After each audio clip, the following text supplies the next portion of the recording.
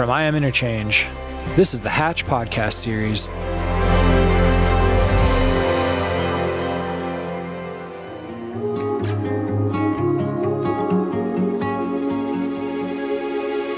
It seems now more than ever that we have found ourselves on the cusp of monumental worldwide change.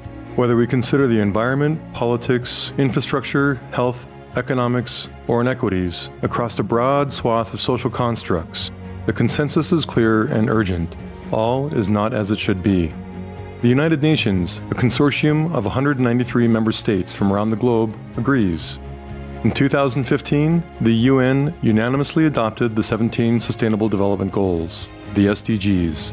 These goals call for urgent action in global partnership to secure peace and prosperity for people and the planet, now and into the future. In alignment with these goals, Hatch, a curated network of innovators, artists, activists, and entrepreneurs working together to accelerate positive global change, focuses the annual Summit Impact Labs on topics related to their 4 impact pillars: equity, education, environment, and empowerment. This series will explore those on the front lines of transformational systems change, accelerating solutions for these human challenges, uniting to hatch a better world for all.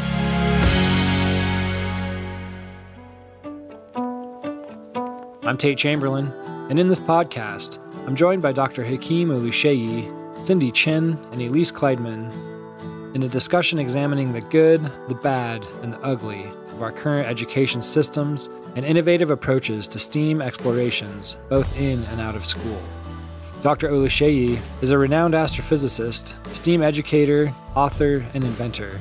Royal Society of the Arts Fellow, Cindy Chin is a NASA datanaut and the co-founder of CLIPr, a revolutionary development that uses machine learning and artificial intelligence to create searchable, recorded meeting recaps and actionable insights to drive desired outcomes in a fraction of the time.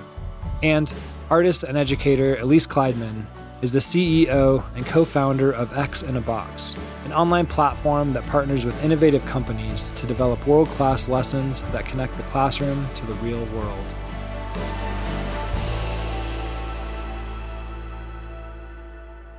Welcome, everybody. I'm Tate Chamberlin. This is I Am Interchange. We teamed up with the Hatch Summit in Paradise Valley, Montana, and there's 7 labs aligned with the United Nations Sustainable Development Goals. They're being presented and pursued over the next week. In the studio today is Dr. Hakeem Oluseyi, Cindy Chin, and Elyse Klaidman. Welcome, everyone, to the podcast. Hey, Tate. Thank you. Thanks for having me. What almost kept you all from being here this evening? For me, it was just the pandemic, not knowing if, travel would be allowed. Yeah. Yeah. It's confusing. I don't know how people feel about it when I see them. Some people are more concerned about it than others. And I thought you meant just from coming here to the podcast. Yeah. So I was like, I was going to come. I mean, you told me to be here, so I do what I'm told. I appreciate that. Yeah, no, in general. COVID was the same thing.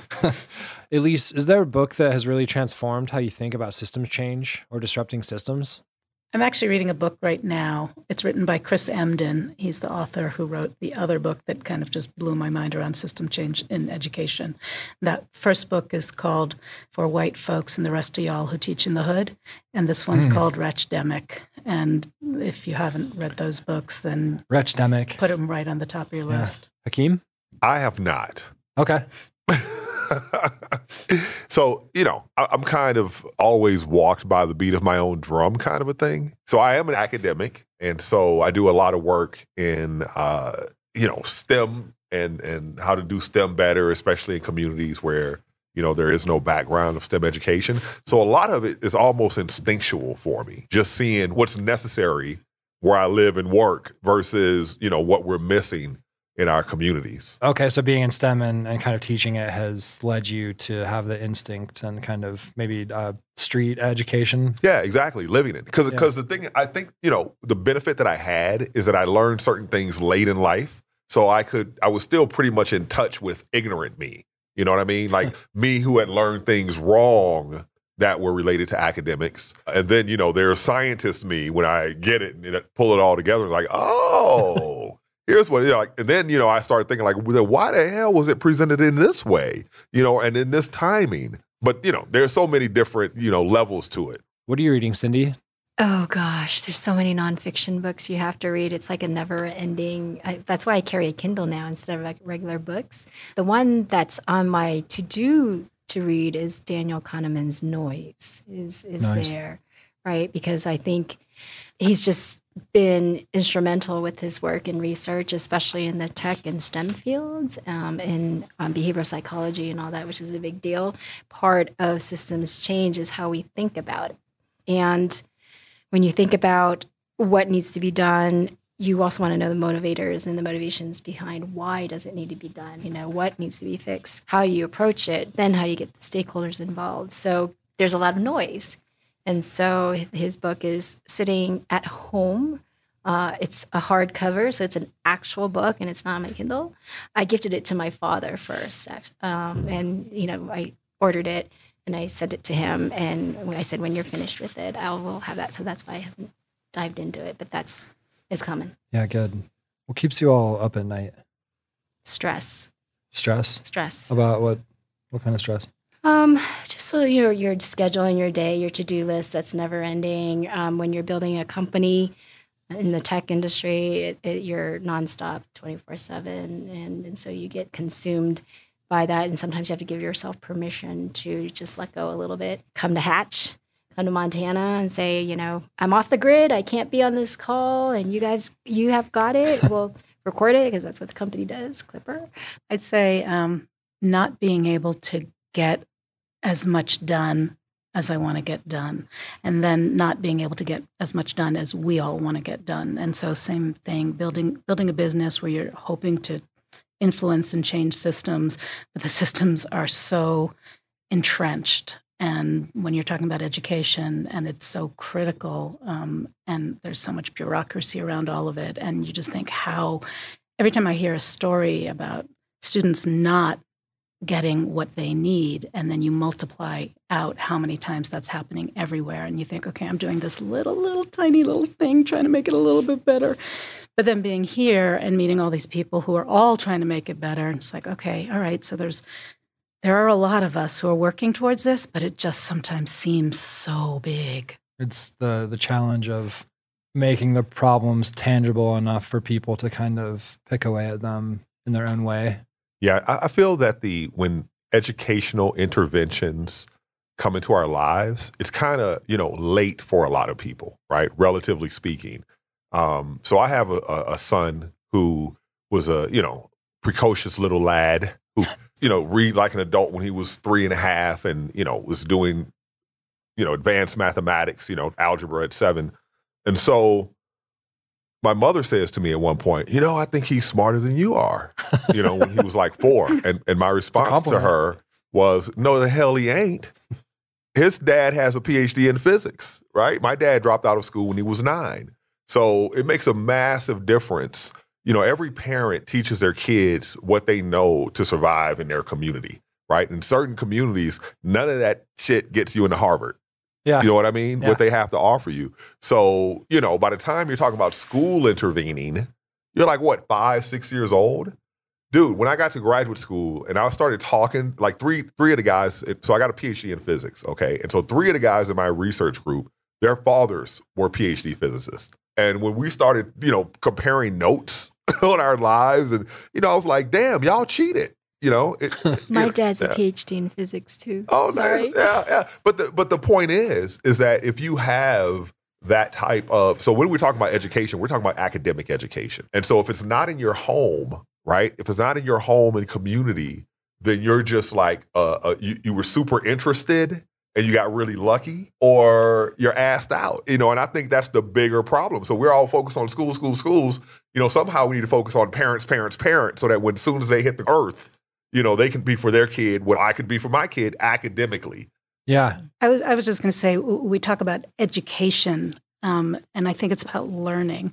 And, when we think about education, we tend to put ourselves into these boxes of the way it's supposed to go. You're supposed to do this, then you go to high school, then you go to college, and then it's like you're learning all the time. Right. You're learning from the second you get on this planet until the second you leave this planet. And you're also unlearning too. And it's all helping you become that person, right? And learning in your community, learning in your neighborhood, learning on vacation, learning all of that. And we don't take enough of that into account when we're looking at and assessing students and bringing them into whether it's jobs or college or any of it. The freaking, what do they call gatekeepers? You know, it's a whole whack gatekeeper system out there in the world. Like we turn away 95% of people and only accept. Well, I mean, that's one part of it. But then the other part of it is, you know, how do you evaluate people that are, you know, what really leads to success? You know, if you just have an attitude of, I'm going to make a contribution, I'm going to get better at what I'm doing. You know, I have pride in what I do. Just little, you know, values like that will lead to a person getting better and better, right? And that's what we do in the world is we get better and better. And, you know, we also have to master certain things, right? Get it right, not just get it done for this moment, you know? And so how do you get those skills evaluated in our current system? Will you tell me a little bit about what each of you do and why you brought it to your lab? I didn't have a lab. I was just came here with the purpose in order to listen, right? And to see what other people are doing. I'm in tech and I'm building a company that's in the video and artificial intelligence and machine learning space called CLIPr.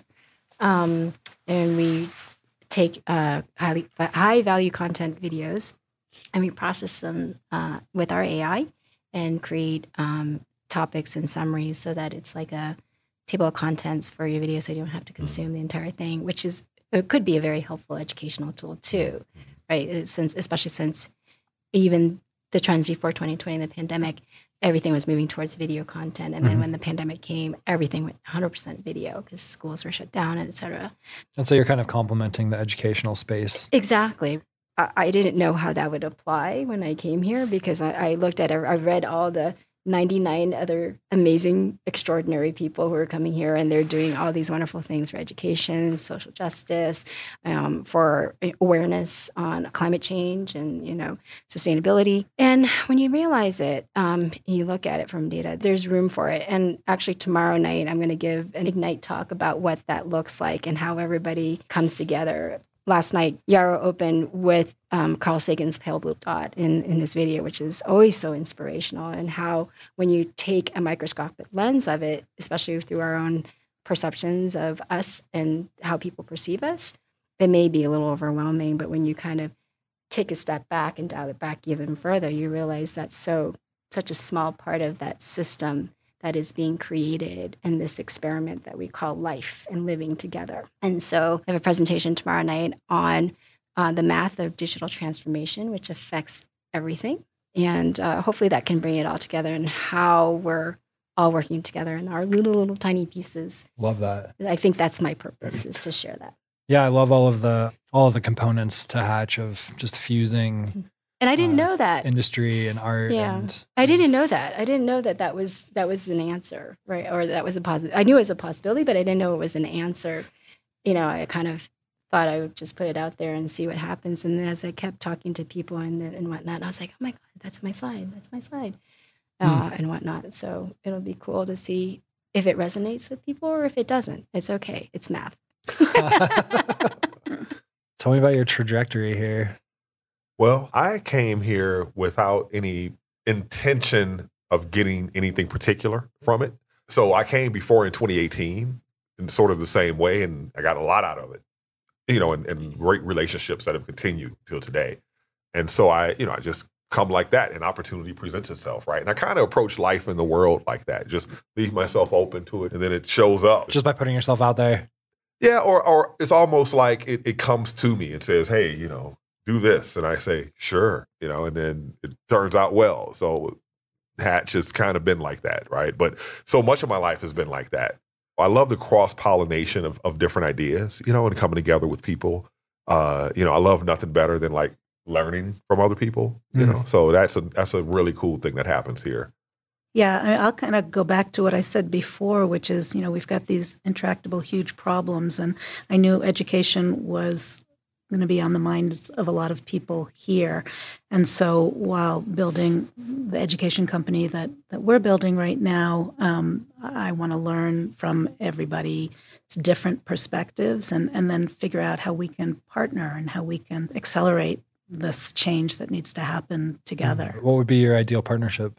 Oh, there's so many. I mean, right now I'm just really enjoying listening to the students and to the folks who are closer to having been in high school and middle school than I am, and hearing about their experiences and how they perceive what the changes need to be and, what's in alignment and what's not. We have a group of student advisors who've been a part of our company from day one, and they're just kind of in everything. And there's 6 of them, and they come from, different parts of the country and different experiences, different ages, different backgrounds. But just hearing new, fresh voices and perspectives, every single one of them adds to our ability to make a difference. I think their reactions to their discoveries have been so inspiring to just see their faces light up and the energy and, the newness of it is incredible. Are you like the Yellowstone River presentation and stuff? Yeah. How they didn't know and how they're leaving with more knowledge, and they're going to go and share it and tell their friends and their families what they learned and, and bring that to the world. And what, that's just, a step in a path in which they're building in itself. And it's great to be able to see them do that. That is so cool. They're coming in at 10 p.m. tonight. Great. I'll be listening to that podcast. The Next Gen podcast, I think, will be the most listened to. It'll be good. Yeah, they're such a good crew. What does disruption or systems change look like to you? Chaos. It's physics. Okay. So chaos being like a shaking up to realign. Right. And you want symmetry, right? It's like particle physics. There's always chaos theory or there's symmetry. And you're somewhere in between, and the research is going on that. But systems changes are going to bring that because you have social probably implications. You have implications in technology and how we use it and the innovations involved. And then you have implications in the energy that's consuming. And that's where we are in that trifecta of life. As that changes all together at the same time. Is all chaos good for systems change? I think chaos is necessary for innovating faster, right? There's this imperative and there's an urgency. Okay. If there's no imperative, then most people are going to be pretty comfortable and the systems will remain whatnot. And some of them are good, some do work favorably, but there's a lot out there right now that I'm not an expert to be able to speak on them, but at the same time, I see it. I think it looks like iteration with a North Star. So you know where you want to go, and you know why, and you know what's at the heart of it, and then you just have to keep course correcting and changing and helping people understand and bringing people in and being open to the fact that it is going to be chaos. You're the USS Enterprise navigating through an asteroid belt. Try not to get hit. Nice. Chaos. It's my space. My long history of interfacing with education, as a student, as an administrator, as a professor, man, I feel that it has so many problems. There are certain things that are done incredibly well, and there are certain things I really feel like the educational system pre-puberty, could do a lot of, transformation. I think there are things that students don't see until they're post-puberty that they should have already seen at least 3 times when they're prepubescent, when they'll sit and listen to you, right? And then I feel like in certain areas of middle school to high school, right, certain countries like Germany, for example, you start working with actual professionals in what it is that you've set your sights on. I would get these students in from Germany versus students in from America in the lab for internships. And man, the difference in like toolbox of skills that they walked in with at the same age compared to our American students was night and day, I think we do a great job at the university level of education. So, for me, like I tell you, being a professor, when you see homeschooled kids in comparison to regular school kids, the homeschool kids are always freaking like massively better at, doing this stuff. But I understand that I'm getting a biased sample because I'm a physics professor, right? So I'm not getting all the homeschooled kids. But I do think that a lot of what's happening, in that elementary school time period is like crazy massive reform. Elementary especially. I think so. I just think the idea of it, like if you look at particular research studies that have been done and they ask kids, what's necessary to be successful? Countrywide, they answer, being quiet. That's the thing, to be successful. They just don't know. Yeah, I think it all needs to be reformed, frankly. And I think that we're teaching K through 12 in particular in an antiquated system that was created over 100 years ago for a completely different world. Yeah. And we're teaching kids to sit still and that they're all supposed to be the same kind of learner. And when they come out, what are they ready for? We don't know what the jobs that they're going to have are going to be. We know technology is like going faster than anything. We don't know what the jobs are going to be in 10 days, let alone when they're done with school. They don't get to learn things in depth. They don't get to like master something. It's more like, test, boom, out of here, next, know. And they don't get to make things or do things. They don't get to work with each other. Like, what are the skills you need in the real world? You need to be able to communicate with people. You need to be able to collaborate. You need to know that you're going to fail and you're going to do it again and you're going to fail and you're going to do it again. You need to solve problems because problems are constantly happening. You do not need to memorize almost anything. Right. So what does that pivot look like in education while kids are at home with all the information at their fingertips with their phone or their computer, where it is that memorization?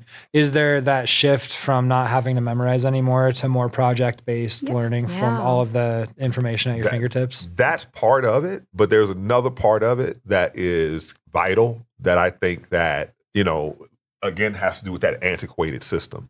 And so the example I give is comparing your football coach to your science and mathematics teachers, right? What's the probability that your football coach did football at a high level, right? Played college ball? Probably at least 50-50. What's the probability that your chemistry teacher was ever a chemist? Okay.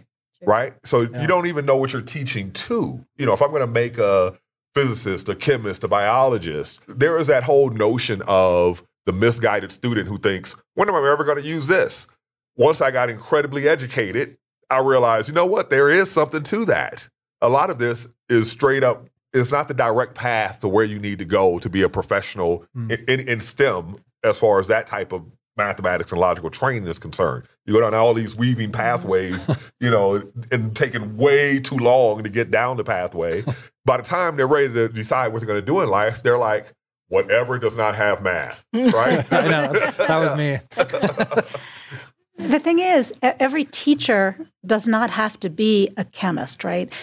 Who's teaching chemistry. But what they have to be able to do is know that they don't have to know everything, but they have to ignite some sparks of interest in their kids. Mm-hmm. So they have to figure out what's chemistry a part of, right? And who's going to give them the tools to figure that out?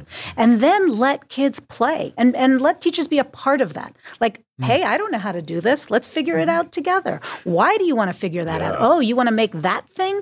Okay, let's figure it out. The information is all at your fingertips. My daughter, she's on a program. She's in high school. Her program starting since 6th grade. So middle school is expeditionary learning, which has like an outdoor bound element to it, right? So you start with the crew in your cohort since 6th grade, and you go through all the way until high school. And these are people in your room that go through your path of life, sort of like a homeroom and stuff like that. And they do bonding and team building and all those skills, which is very similar to how it's structured in companies, especially tech companies, right? And they'll get one topic like recycling, and they'll learn it, the mathematics behind it. They'll learn the science behind recycling. They'll write about recycling, so that covers English, and they'll talk about the social impacts, which covers like social studies, similarly. Oh, that's great. Yeah. So it's the cross-disciplinary. It gives it relevance so that, they'll visit a plant or something in New York City that does recycling and that impact, and they'll learn from it, and then they go on to the next pod and whatnot. So it's a newer model. It's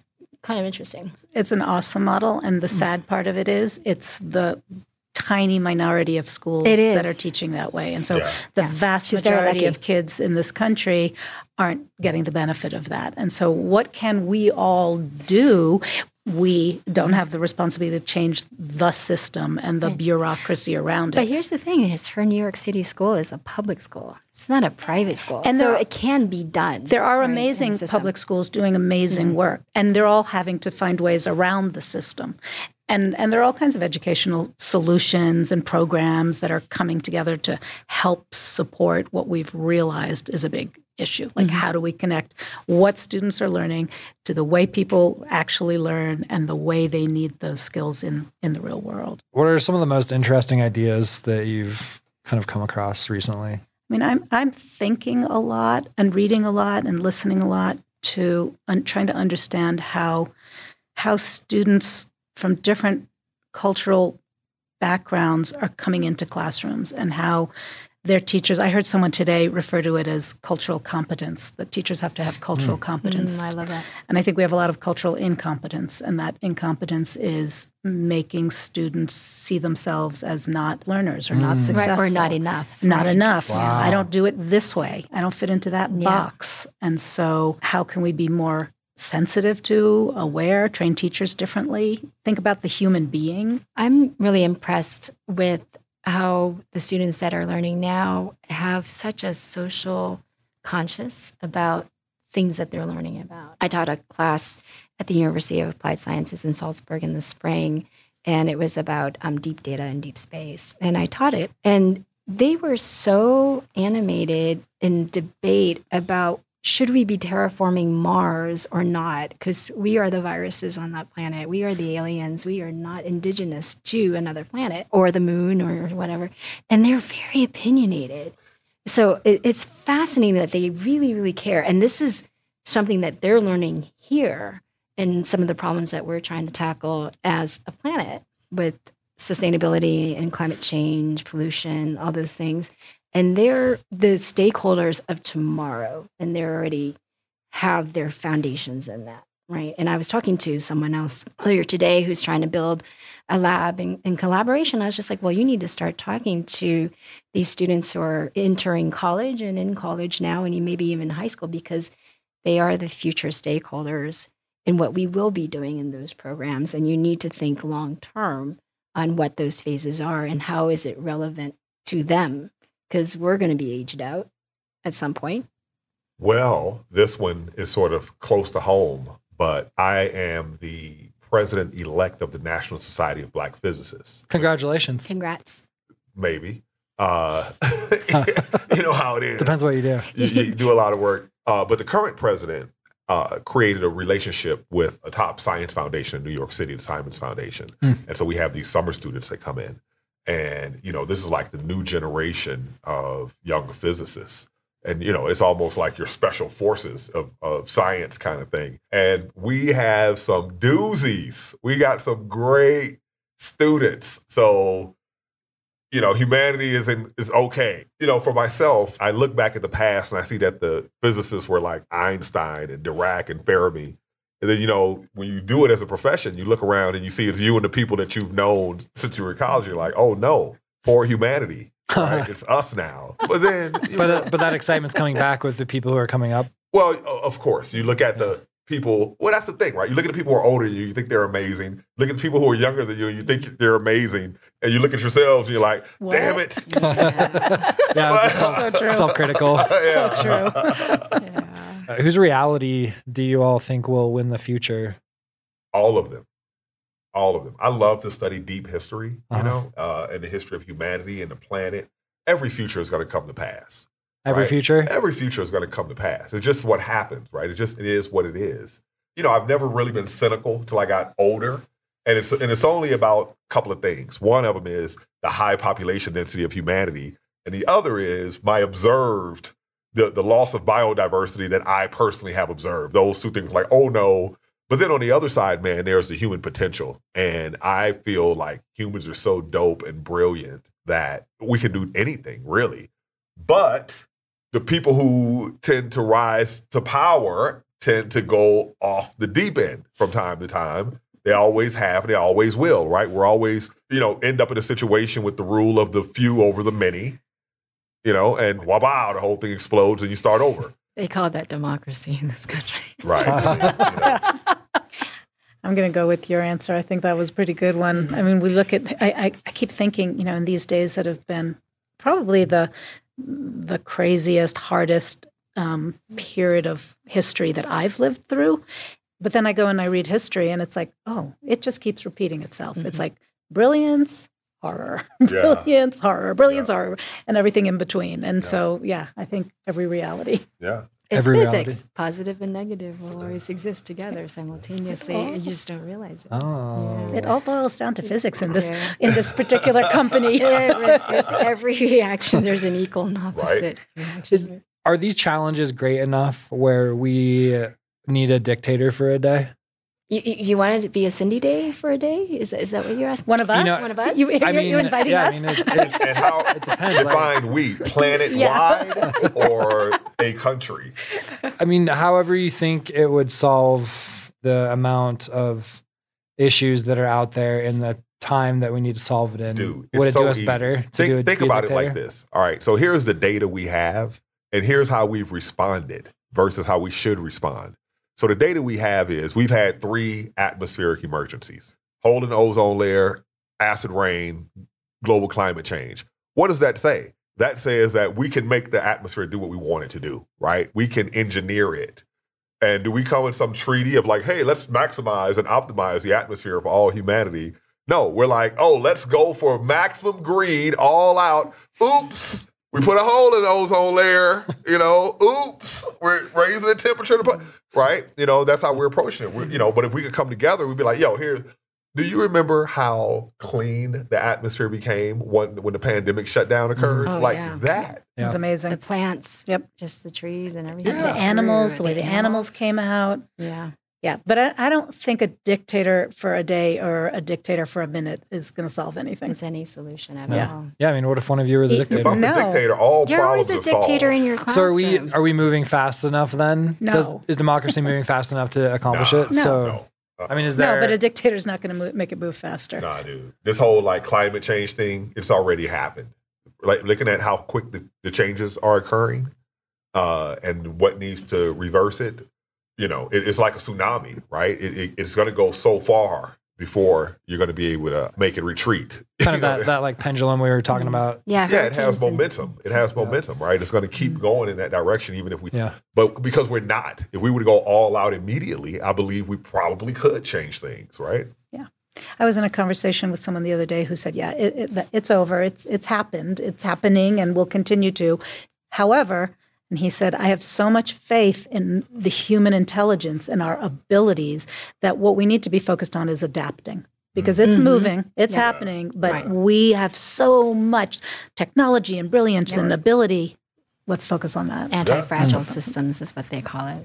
They used to back in the day. I love that. We never used plastic and stuff. You use, glass milk cartons. You used to mend your clothes. You didn't just go out and buy it and throw it away and create plastic trash and all that stuff. That's true. My husband fixes everything we have, like to the point where it drives me crazy sometimes because it's like, that toaster. He's like, I'm busy. I'm fixing these 12 other things. Like, I'm just going to buy a new one. He's like, no. And he opens it up and he finds like one little missing piece and he Jerry rips it out of something. Talk about sustainability. But and that's how he grew up. He grew up with parents, Holocaust survivor parents who are like, they don't throw anything out. They still have everything they ever had.